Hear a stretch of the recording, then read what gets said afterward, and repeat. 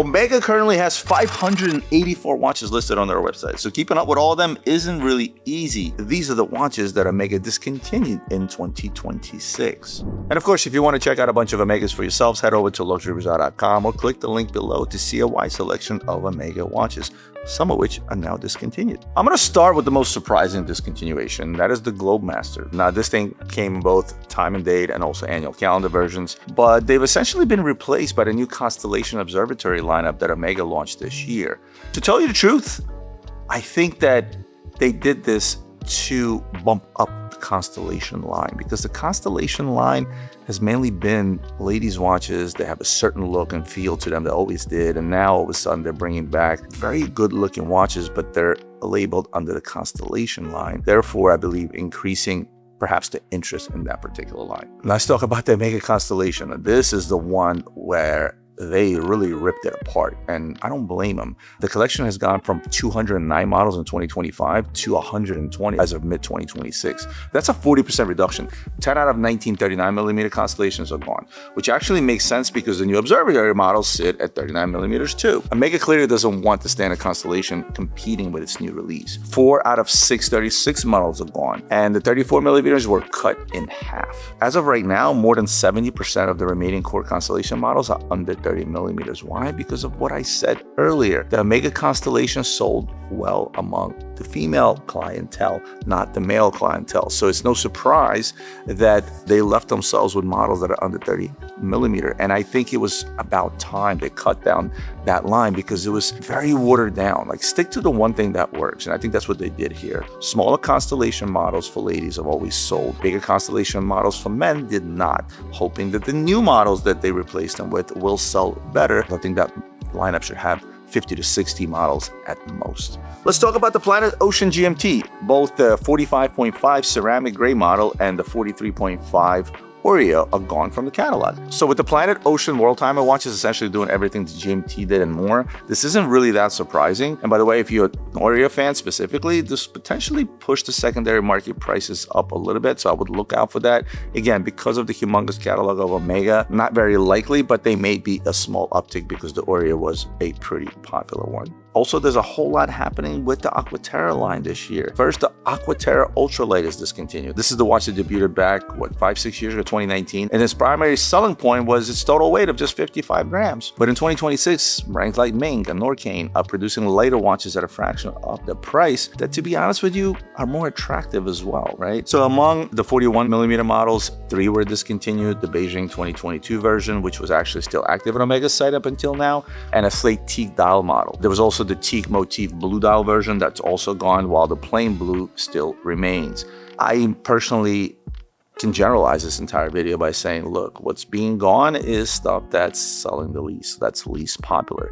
And just like us, an e-commerce company, Omega also looks at their analytics. They look at their website. They look at which models are being clicked on the most. Obviously, they pair that up with sales data.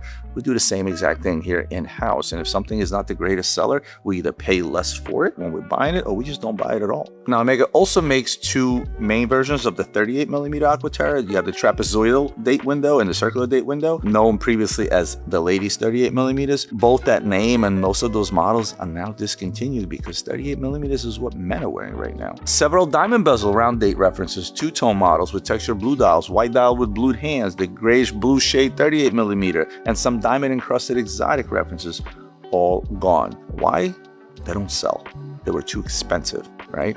The minute they started adding diamonds into these things and making them exotic, that's when the prices went up and people weren't buying because there were other options out there that go for in the same realm, like a Rolex, right? And finally, there's the 28mm. Since Omega launched an automatic 30mm Seamaster Aqua Terra in 2025, the older course 28mm models had been completely retired. And you know what? Godspeed, because it just wasn't really a good look. They were too expensive for what you were getting. And we live in the world of people that will tear a watch apart and show and ask where's the value, right?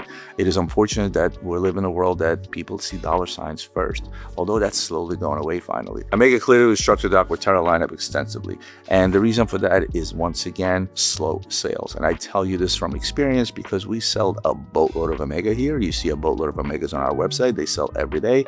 I know what's selling and what doesn't sell, which means that translates to the primary market just the same. And speaking of Seamasters, the Nekton Edition model made a partnership with the marine conservation charity Nekton is discontinued after 6 years. The two-tone tantalum, the rose gold versions are also gone. As for the Olympic timekeeper models, all 10 of the plain bezel 39.5mm references that debuted ahead of the 2018 Winter Olympics are gone. I don't feel one way or the other about the Seamaster changes. It's no secret when it comes to Omega, who is the breadwinner? It's going to be the Speedmaster. Seamaster is probably a close second. So this was just their way of A, keeping up with the times, B, weeding out some of the models that are not selling, and continuing the Seamaster line being second best to the Speedmaster. Now let's get to the ever popular Speedmaster. It lost 8 references this year, but no full lines have been eliminated.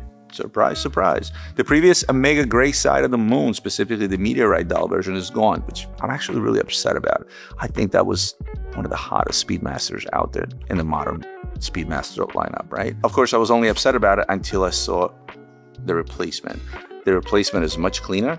It's literally looks like the surface of the moon. It's just meteorite forward. I don't want to make it sound like, oh my God, the other one was so bad. I absolutely love the gray side of the moon meteorite, but the new version is just bonkers. So tremendous job there. Speedmaster Professional, the Canopus Gold version with a rainbow gradient sapphire bezel has been replaced with a yellow gold version. Again, everybody's jumping on the bandwagon of the rainbow. Omega was one of the later ones. The retail price was ridiculous on that watch. It didn't really sell that well. It's certainly not the success we saw with the Rolex Rainbow and still see. The 2 Speedmaster 38 models were also cut, a blue one made in support of the Orbis International Eye Care charity, and the one with a hybrid tachometer and diamond bezel. Hybrid tachometer, diamond bezel, that watch just was not attractive.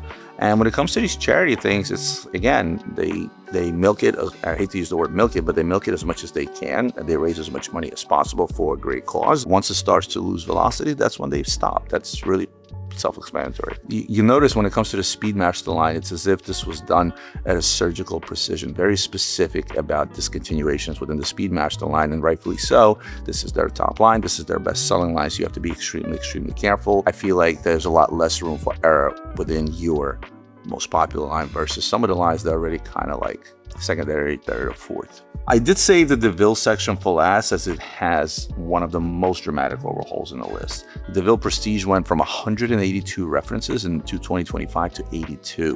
That's 100 models discontinued in 1 year. 32.7mm and 24.4mm sizes are gone entirely because, you know what? The Ville, it's not really a typical ladies watch. Constellation does so much better. The 27.4mm, which ran on the Quartz 1376 movement, I believe, is also discontinued, though it's been replaced by a new 27.5mm model running a newer 4061 caliber. More of an upgrade, I would say, than a pure cut. Again, they're getting away from quartz stuff. They want to show more value because retail prices have been climbing over the last few years tremendously. And what I think they're trying to avoid with something like this is to outprice themselves in the market, if you will. The salmon dial option is also gone, which might be bad timing, in my opinion, because salmon dials are gaining in popularity right now across a multitude of brands. Not sure if that's a smart move. The Tresor also saw significant trimming. Floral print straps for the 26mm are no more. The 36mm went from 10 configurations down to 5, and the 40mm went